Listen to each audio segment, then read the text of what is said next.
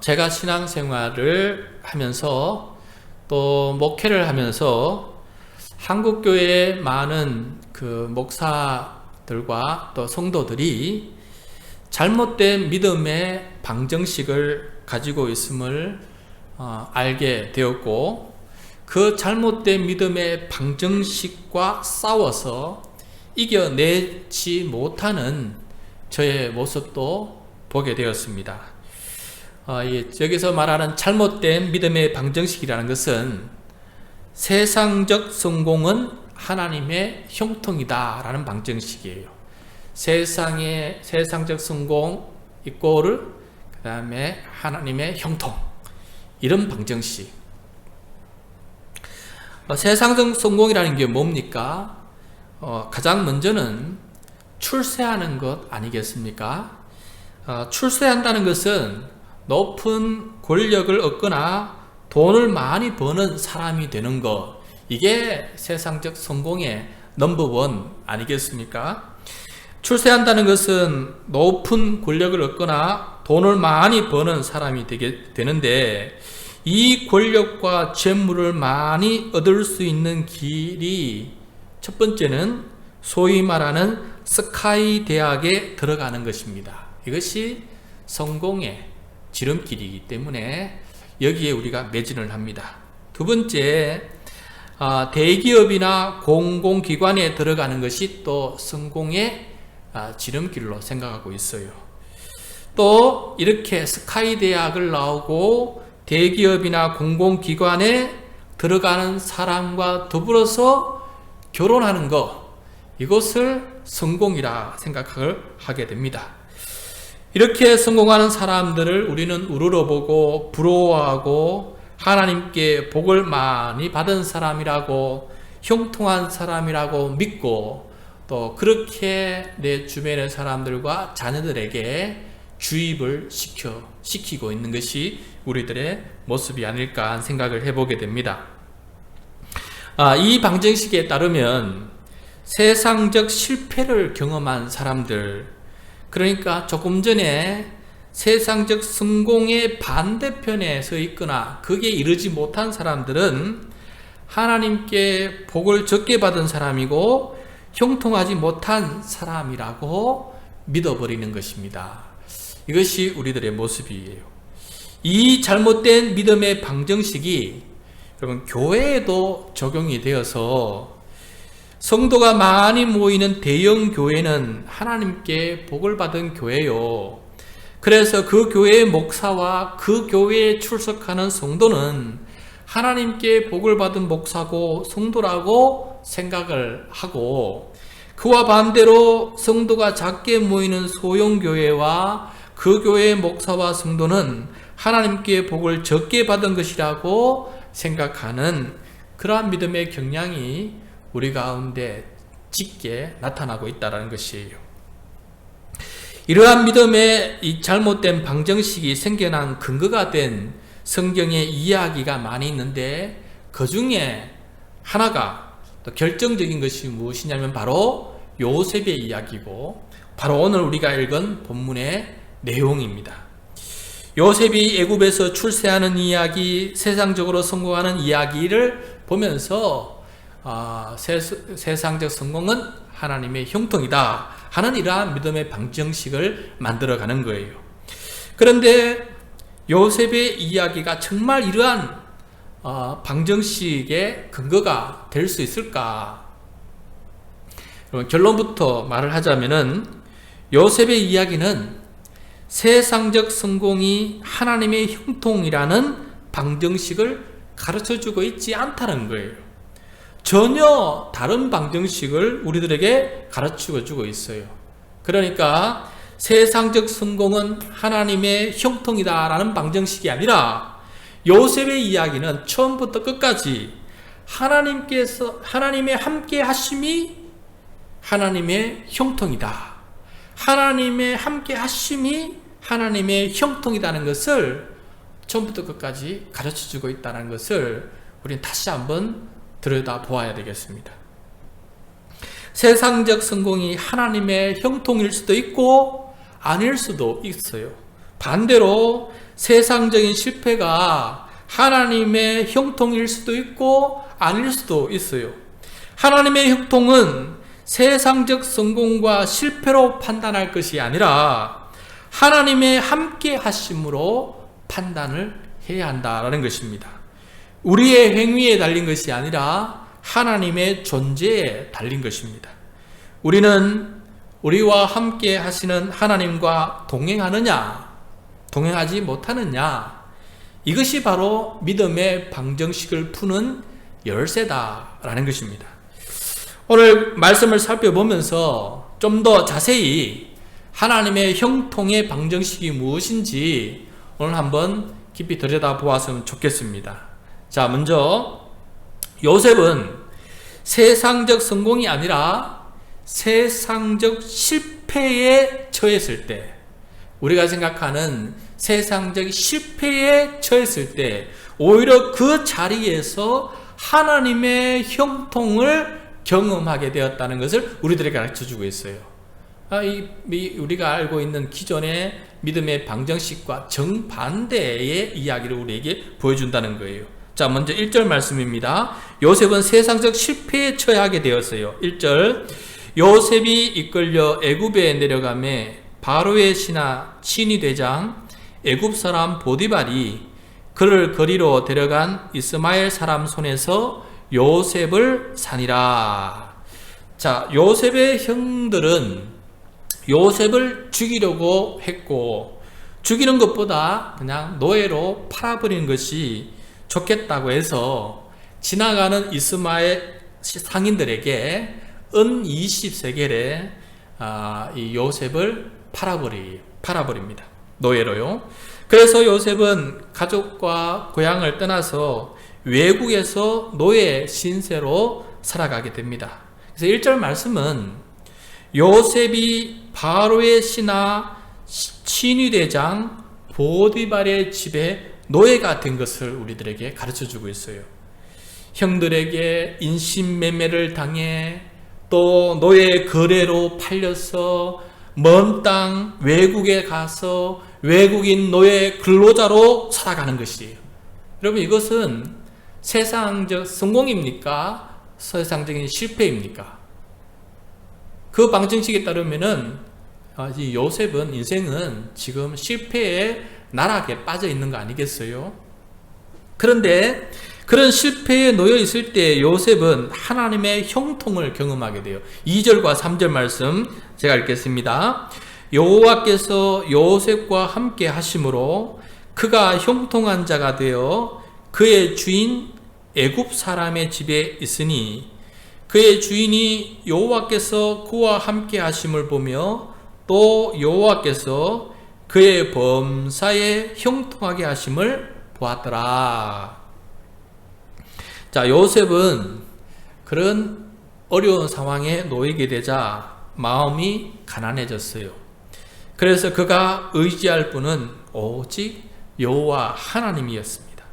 그래서 요셉의 마음은 자기와 늘 함께 하시는 하나님을 더욱더 친밀하게 동행하는 사람이 될 수가 있었던 것입니다.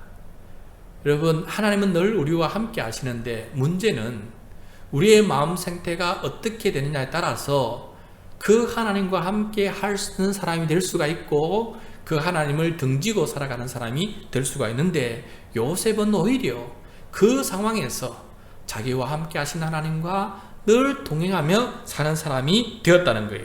그래서 2절 말씀 보십시오.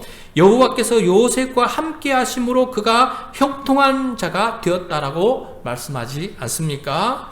요셉의 이야기는 하나님께서 함께 하심이 곧 하나님의 형통이다 라고 하는 믿음의 올바른 방정식을 우리들에게 가르쳐주고 있는 거 아니겠어요? 또 3절 말씀을 보면은 그 주인 보디발도 여호와께서 요셉과 함께 하심을 보았다라고 증언하고 있고, 여호와께서 요셉의 범사에 형통하게 하심을 보았다라고 말하고 있습니다. 그러니까 하나님의 형통은 세상적인 성공도 아니고 세상적인 실패도 아니에요. 하나님의 형통은 세상적 성공 중에서라도 혹은 세상적인 실패 중에서라도 하나님과 함께 하는 삶의 태도가 바로 하나님의 형통이다라는 것을 우리들에게 가르쳐주고 있는 것입니다. 요셉은 세상적 실패 속에서도 하나님의 형통한 자가 되었으니 세상적 성공만이 하나님의 형통이라고 하는 이런 잘못된 믿음의 방정식은 오늘부로 이 방정식은 버리시기를 바랍니다. 또 살펴볼 것은 요셉에게 하나님의 형통은 잘못된 세상적 성공의 유혹을 이기는 것이 하나님의 형통이라는 것을 우리들에게 가르쳐주고 있어요. 그러니까 세상적인 성공이 잘못되었을 때는 그 잘못된 성공을 던져버리는 것이에요. 그것이 바로 하나님의 형통이라는 거예요. 차라리 세상적인 실패의 길을 선택하는 용기, 그 용맹스러운 선택이 바로 하나님의 형통한 자다라는 것을 우리들에게 가르쳐주고 있어요. 7절부터 9절 말씀 우리 같이 한번 읽겠습니다. 7절부터 9절. 그 후에 그의 주인의 아내가 요셉에게 눈짓하다가 동침하기를 청하니 요셉이 거절하며 자기 주인의 아내에게 이르되 내 주인이 집안의 모든 소유를 간섭하지 아니하고 다 내 손에 위탁하였으니 이 집에는 나보다 큰 이가 없으며 주인이 아무것도 내게 금하지 아니하였어도 금한 것은 당신뿐이니 당신은 그의 아내임이라. 그런즉 내가 어찌 이 큰 악을 행하여 하나님께 죄를 지으리까. 아멘. 주인의 아내를 몰래 내 여자로 만드는 것은 여러분 세상적으로 보면은 참 성공스러운 뭔가 큰 것을 내가 가졌다 뿌듯함을 느끼는 소위 말하는 세상적인 성공의 그러한 형태가 될 수가 있을 거예요. 그런데 이런 성공은 잘못된 세속적인 성공이에요. 그건 하나님의 뜻이 아닙니다. 하나님은 십계명에서 내 이웃의 아내를 탐하지 말라라고 그렇게 말씀하셨어요. 이것은 누가 봐도 하나님 앞에는 정당한 것이 못 되는 것이에요. 그래서 이것은 유혹이에요. 유혹. 하나님께는 악이고 죄 짓는 것이다 라는 것을 요셉은 그 순간에 번뜩 깨어 있었어요. 그래서 9절 마지막에 요셉은 이 세상적인 성공의 유혹의 그 목소리 앞에 그 아내에게 크게 말하지 않습니까? 내가 어찌 이 큰 악을 행하여 하나님께 죄를 지으리까? 하나님의 함께 하심, 즉 하나님의 형통한 자는 죄악을 저지르는 유혹을 거절하는 용기를 발휘하는 사람이에요. 이런 사람이 바로 형통한 사람이라고 오늘 요셉의 이야기는 우리들에게 분명하게 가르쳐주고 있습니다. 이러한 하나님의 형통 때문에 요셉은 어려움을 겪게 돼요. 큰 고난을 겪게 돼요. 그래도 요셉은 그 길을 선택한 거예요. 그것이 형통한 자의 삶의 선택이에요. 보디발의 아내는 거짓 이야기, 가짜 이야기를 만들어냅니다. 그래서 요셉이 보디발의 아내를 희롱하고 강간하려고 한 사람이라고, 그래서 악독한 죄인이라고 거짓 소문을 만들어냅니다. 그래서 결국 요셉은 이 억울한 누명을 쓰고 감옥에 갇히게 돼요. 그것도 다음 본문을 보면은 2년이 훨씬 넘게 2년이 넘는 큰 긴 세월을 감옥살이 하게 돼요. 성도 여러분, 이쯤 되면은 하나님의 형통이라는 게 뭔지 좀 분명하게 느껴지지 않습니까? 저는 예수님이 마음속에 떠오릅니다. 예수님은 세상적인 성공과는 거리가 먼 사람이에요. 물론 예수님은 병자를 고쳤어요. 죽은 자를 살려요. 귀신 들린 자에서 귀신을 쫓아내는 이 능력을 발휘해서 수많은 사람들이 칭송하고 또 따르는 어떻게 보면 유명 스타가 된 것이, 이런 것이 세속적 성공이라면은 어떻게 보면 예수님도 세속적 성공을 누리는 사람 중에 하나였어요. 그러나 예수님은 그것을 성공이라고 생각해 보신 적이 없습니다. 예수님에게는 세상적인 권력도 없었고 재물도 없었던 것이에요. 오히려 예수님은 십자가의 길, 그리고 순환의 길, 세상 사람들이 실패라고 치부하는 그런 수욕의 길을 걸어가셨어요. 그러나 예수님은 전적으로 하나님의 뜻을 이루고 있다라는 믿음이 있었고 하나님과 함께하는 길이다라는 그러한 확신이 찼어요. 그래서 그 길은 예수님에게는 형통의 길이었어요. 하나님과 함께하는 길이고 하나님의 뜻을 이루는 형통의 길이었다는 것을 우리는 알고 있지 않습니까? 그러므로 하나님께 복받은 자, 하나님의 형통한 자에게는 핍박과 수모와 고난이 생긴다는 것이 전혀 이상한 일이 아니다라는 사실을 오늘 우리는 좀 분명하게 깨달아야 되겠습니다. 하나님 앞에 올바로 살다가 당하는 핍박과 수모와 고난은 하나님의 형통이에요. 형통함의 증거예요. 형통함의 열매예요. 성령의 열매라는 사실을 우리는 좀 받아들이고 그것 또한 하나님의 복이다라는 사실을 좀 마음 깊이 이해할 수 있는 우리들의 믿음의 방정식을 한번 새롭게 만들어보는 우리 모두가 되기를 바랍니다. 하나님의 형통한 자로서 고난의 길을 걸어가는 요셉에게 하나님은 인자를 더해주세요. 놀라워요. 그 본문을 보면은 하나님은 하나님의 형통함 때문에 고난과 박해를 받는 그 요셉에게 그냥 내버려 두지 아니하시고 인자를 더해 주신다는 문구가 나와요. 참으로 놀라운 말씀인데 그것을 통해서 이 요셉은 고난을 지혜롭게 이겨나가는 것을 보게 됩니다. 20절부터 23절 말씀이에요. 20절부터 23절 말씀 같이 읽겠습니다.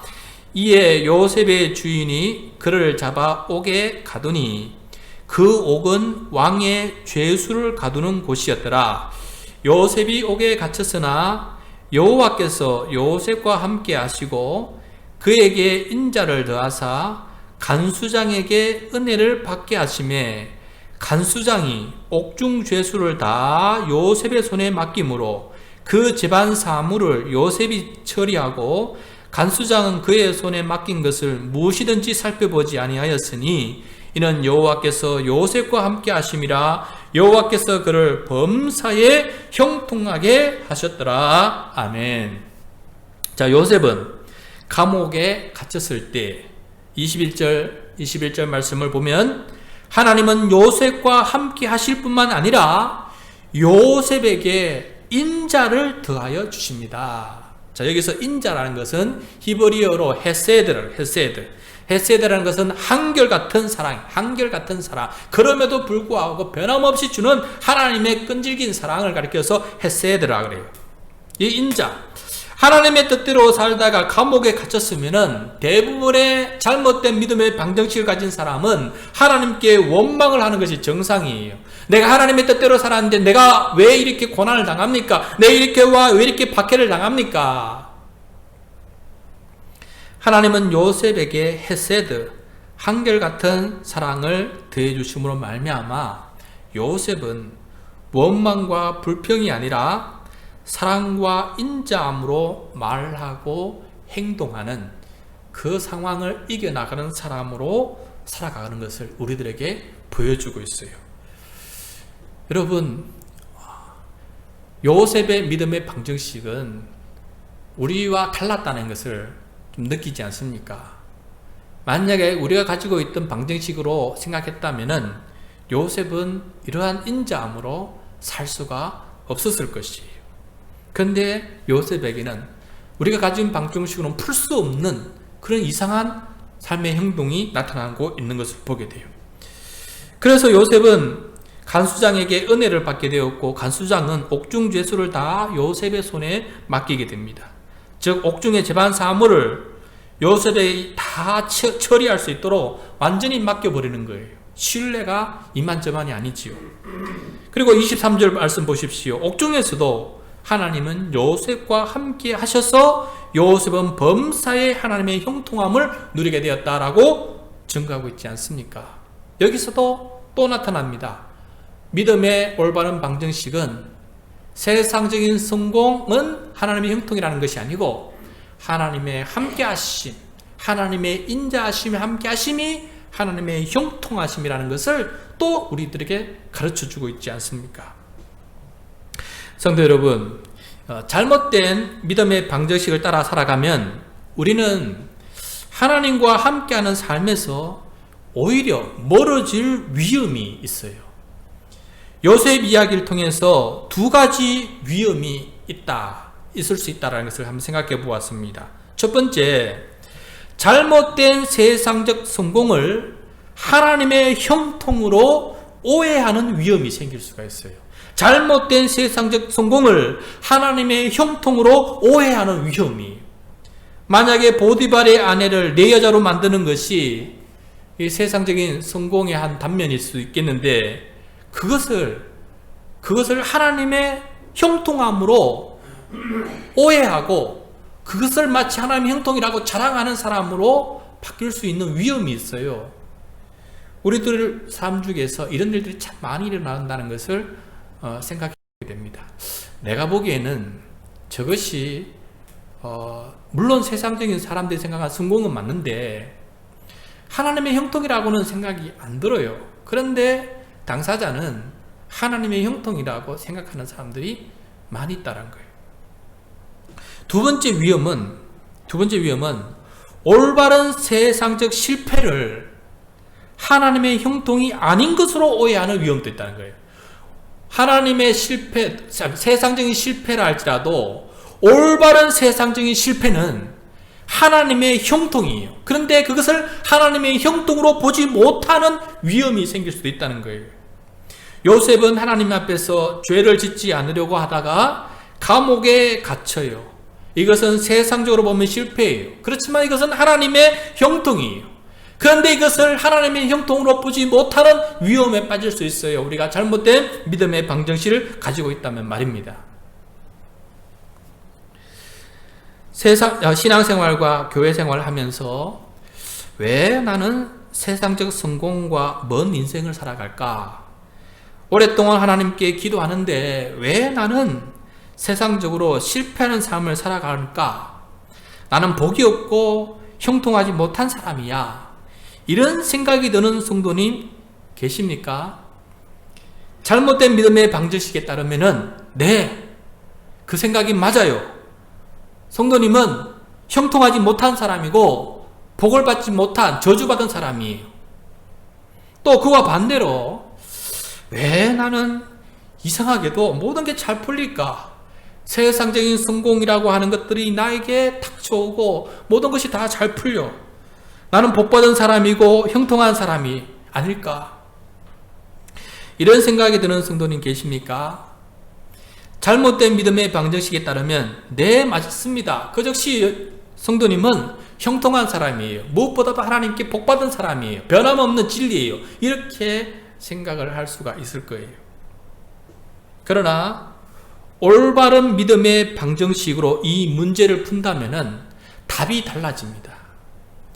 그 생각이 맞을 수도 있고 틀릴 수도 있어요. 왜냐하면은 기준이 달라지기 때문에 그렇습니다. 기준이 세상적인 성공이나 실패가 아니라 하나님의 함께 하심에 나도 그 하나님과 함께 하며 하나님의 뜻과 함께 동행하느냐가 이 믿음의 방정식을 푸는 기준이 되기 때문에 기존의 생각이 맞을 수도 있고 틀릴 수도 있어요.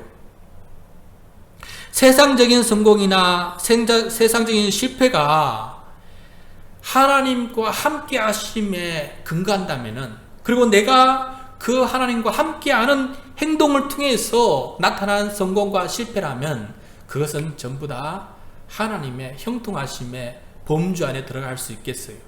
그렇지만은 내가 하나님과 함께 하시지 않는데도 불구하고 나에게 성공이 들어온다면은 그것은 어쩌면은 형통이 아니다라는 것을 오늘 요셉의 이야기는 우리들에게 가르쳐주고 있다는 것입니다.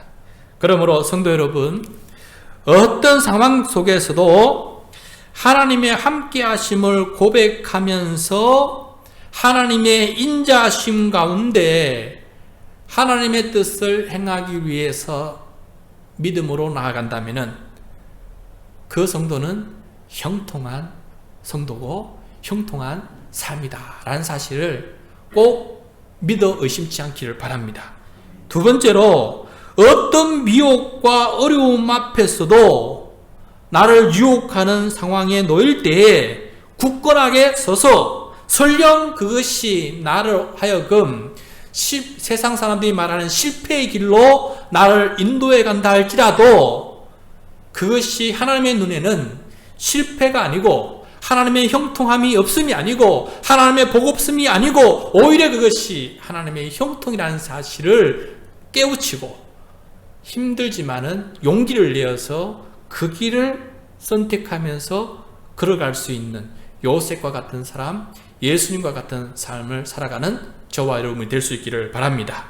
그리고 성공 이데올로기에 젖어 있는 이 세상 사람들에게 잘못된 방정식을 가지고 살아가는 이 세상 사람들에게 참으로 하나님의 형통함이 무엇인지를 올바르게 보여줄 수 있는, 이 세상 사람들에게 이것이 바로 하나님의 형통함이라고 올바른 삶의 모습을 보여줄 수 있는, 그래서 형통함의 진면모를 보여줄 수 있는, 그래서 세상의 빛과 소금의 역할을 감당할 수 있는 저와 여러분, 우리 모든 믿음의 성도가 되시기를 축복합니다.